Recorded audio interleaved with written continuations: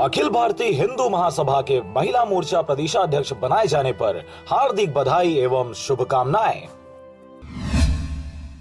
यादव समाज द्वारा शहीद वीर धनंजय सिंह स्टेडियम में महासम्मेलन का आयोजन किया गया था, जिसमें यादव समाज के उत्थान व उनके विकास के लिए चर्चा की गई। इस कार्यक्रम में मुख्य रूप से यादव समाज द्वारा शासन से की जाने वाली प्रमुख 10 सूत्री मांगों पर विचार किया गया। इस कार्यक्रम में मुंगेली, बेमेतरा एवं कवर्धा जिले के यादव समाज के लोग सहित जिले के जनप्रतिनिधि शामिल हुए। वर्तमान में हमारी आर्थिक स्थिति बहुत दयनीय है।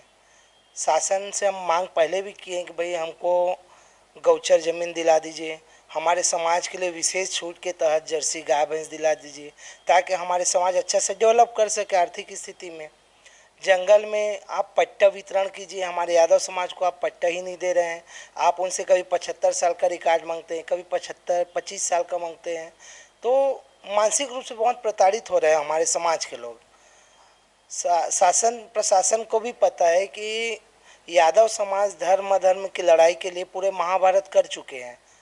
आज सम्मेलन के माध्यम से हम उनको बस एक संदेश दे रहे हैं कि सर, हमारा समस्या को थोड़ा देखिए, हमारे समाज का सहयोग करिए।